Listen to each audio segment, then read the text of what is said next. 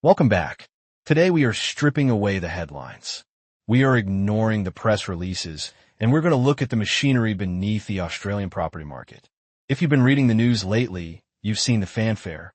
The government is pushing the narrative of the great Australian dream being accessible again.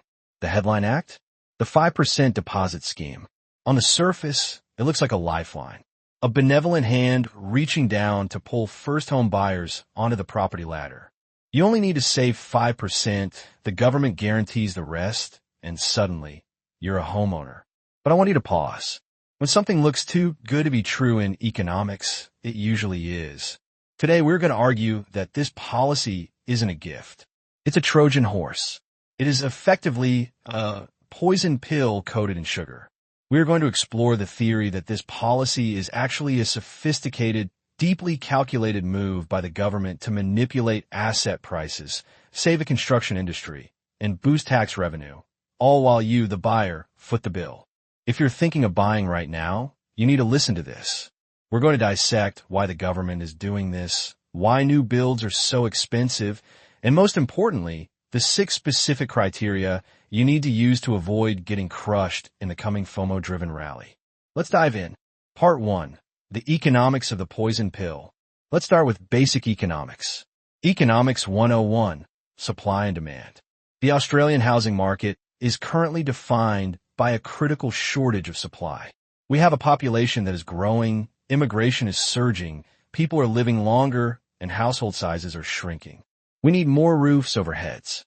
That is the fundamental problem. Now, introduce the 5% deposit scheme. Does this policy build a single new house? No. Does it reduce the cost of bricks or labor? No.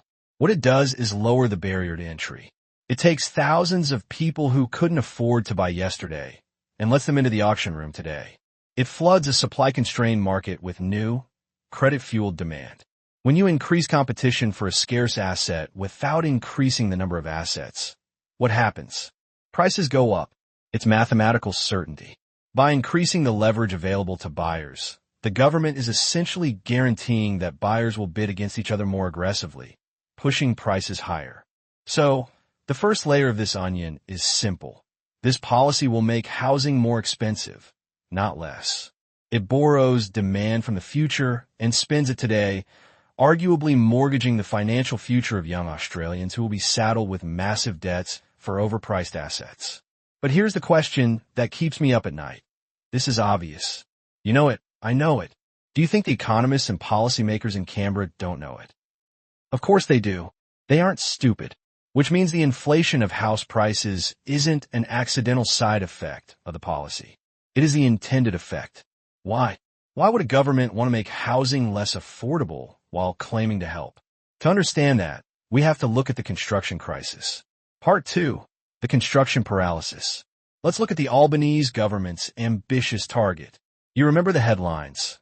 1.2 million new homes over 5 years. It sounds great. It sounds like a wartime mobilization of construction. But let's look at the scoreboard. The reality is that we are currently completing only about 160,000 homes a year. That puts us at roughly 2/3 of the target pace. We are failing. Now ask yourself why. We have a housing crisis. Prices are high. Rent is high. Developers exist to make money. Why aren't they building like crazy? If there's so much demand, why isn't there supply? The answer lies in the cost structure. The cost of building a new home in Australia today has become astronomical. We all know about the visible costs. If you try to renovate a bathroom lately, you know that materials, timber, steel, concrete have skyrocketed. You know that labor is tight. Getting a trod-eye to show up is a miracle, let alone paying them. But there's an invisible iceberg of costs below the waterline that the average person doesn't see. 1. The government's cut. There is a massive tax wedge in new development. When you buy a house and land package, a huge chunk of that price isn't for the house or the land. It's for the government. Taxes, levies, infrastructure contributions, and council fees can account for up to 1/3 of the total development cost. These are rigid costs. The developer can't negotiate them. They just pass them on to you. The developer is essentially a tax collector for the state. 2. The compliance quagmire. Australia operates on a three-tier government system: federal, state, and local council. If you want to build a master plan community or an apartment block, you have to run the gauntlet of all three.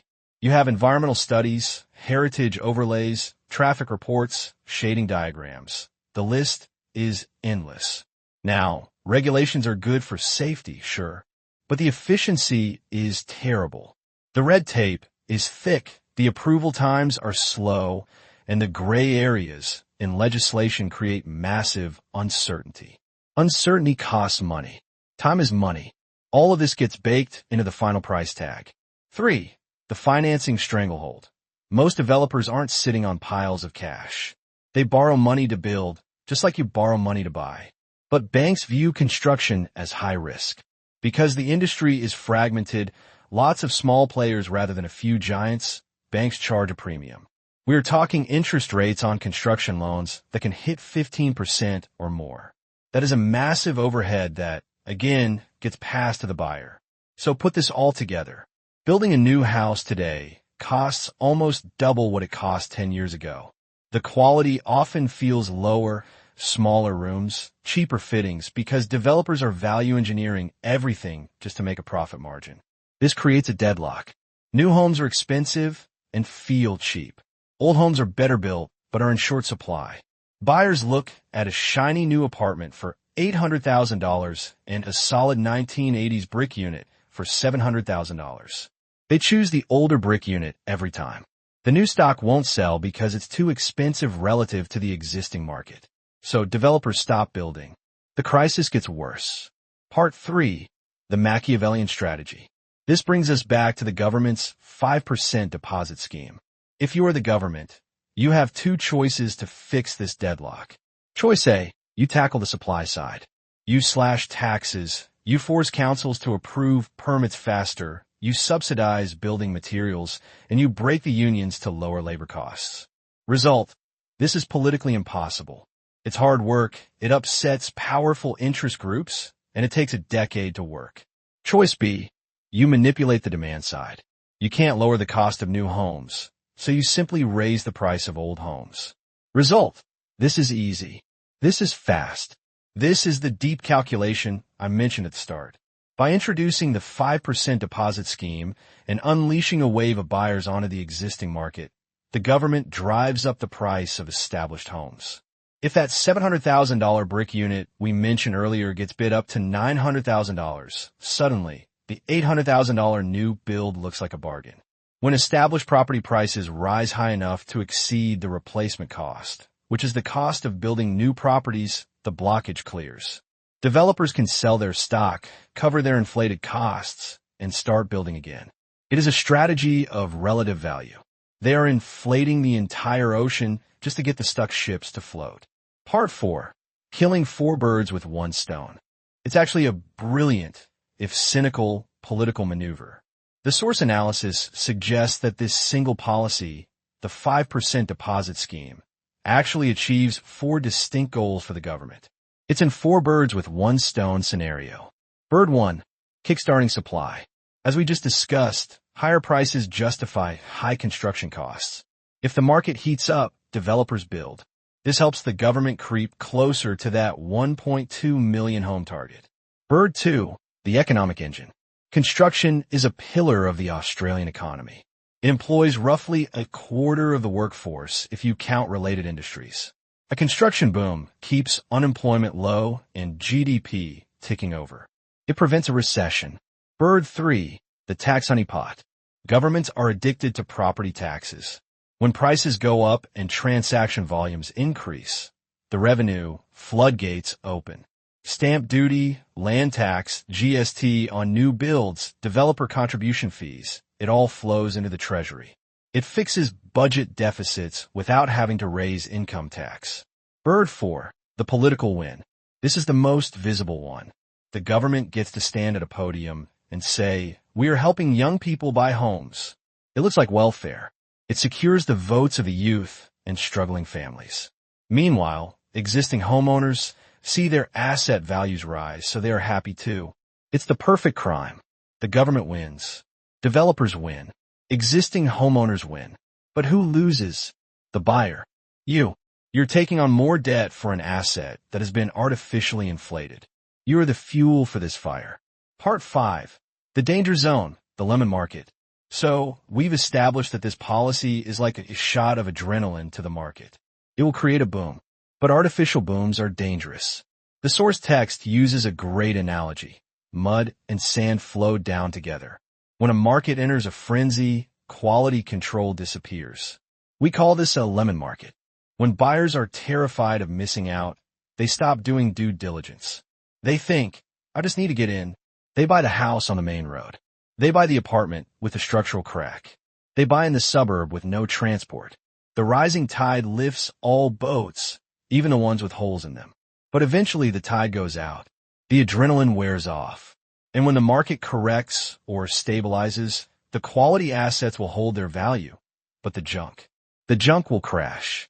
If you buy a bad asset at the peak of a policy-induced boom, you aren't just losing money. You are trapping yourself. You might be stuck with negative equity for a decade. This is why, right now, caution is more important than ambition. Part 6. The 6 rules of engagement. We cannot just sit on the sidelines. If you need to buy a home, or if you're an investor, you have to operate in this market. But you have to operate like a sniper, not a shotgunner. Based on the insights from our source, here are the 6 non-negotiable rules for selecting a property in this manipulated market. If a property fails, even one of these, you walk away. Rule number 1. The fundamentals of humanity, population, and jobs. Don't buy where the hype is, buy where the people are. You need to see concrete data on population growth and job creation. Is the industry diverse? If a town relies on a single mine or a single factory, that is a hard no. If the population growth is stagnant, no. You want areas where people have to live for work.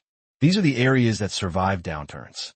If the only reason prices are rising is sentiment, you are buying a bubble. Rule number 2. Infrastructure.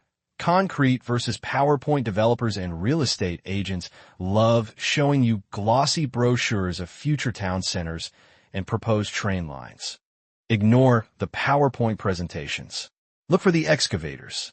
Unless the government has committed the funding and broken ground, that infrastructure doesn't exist. Do not pay a premium for a promise. Furthermore, check the supply. If an area has great infrastructure but also has 50,000 new apartments approved, the supply will drown out the capital growth. Rule number 3. The cash flow reality check in a high interest rate environment. Yield is king. You need to look at the rent. If property prices in a suburb have shot up by 20%, but rents have only moved 2%, you have a problem. That means the price is fueled by speculation, not utility value. For investors, specifically, you cannot rely solely on negative gearing benefits. You need the asset to wash its own face as much as possible. If the gap between rent and mortgage is too wide, you are vulnerable. Rule number 4. Know your neighbors. This is a subtle one that amateurs miss. You want to buy in an area dominated by owner-occupiers, specifically families with stable incomes. Why? Because owner-occupiers don't panic sell. When the economy gets tough, an investor will dump their rental property. A family will eat beans on toast for a year to keep their family home. If you buy in a high-rise tower that is 80% owned by investors, you are buying into volatility. If the market turns, everyone rushes for the exit at the same time. Rule number 5. The X factor, scarcity, and potential. Even a good suburb, not every house is a winner. You need scarcity. Does the property have a unique view? Is it a rare period home? Does it have a land component that allows for future subdivision or extension? You need value-add potential. If you buy a cookie-cutter apartment that looks identical to 500 others in the block, you have no pricing power. You want a property that cannot be easily replicated. Rule number 6. The valuation discipline. This is the most critical rule for the current moment. You must be able to objectively assess the fair value of the home. In a FOMO market, auctions go crazy. Someone will pay $1.2 million for a house worth $1 million because they are desperate. Do not be that person. If the bidding exceeds the intrinsic value and future growth potential you calculated, you stop. Let someone else take the loss. The source warns us, If you pay a panic premium today, you are essentially paying for the next 5 years of capital growth up front. You will be running on a treadmill, going nowhere, waiting for the market to catch up to the price you paid. Conclusion: the deep calculation. To wrap this up, let's zoom out. The 5% deposit scheme is a masterclass in political economy. On the surface, it's a helping hand. Beneath the surface, it is a lever to jack up prices, bail out a stalled construction sector, and fill the government coffers. The Australian government is not playing checkers. They are playing 4D chess. They're using your desire for home ownership to solve their macroeconomic problems. Does this mean you shouldn't buy? No. It means you shouldn't buy blindly. The market is going to get noisy. The media is going to tell you that if you don't buy now, you'll be locked out forever. The government is going to wave cheap loans in your face. Don't take the bait without checking the hook. Focus on the 6 rules. Focus on established areas with scarcity, real infrastructure, and owner-occupier appeal. Let the amateurs fight over the overpriced new builds and the inferior stock in the outer fringes. This is a time for caution, for calculation, and for cool heads. The government has their strategy. Make sure you have yours. Thanks for listening to The Property Game. If you found this deep dive helpful, share it with someone who is thinking about using the 5% deposit scheme. You might just save them from a very expensive mistake. I'll see you in the next episode.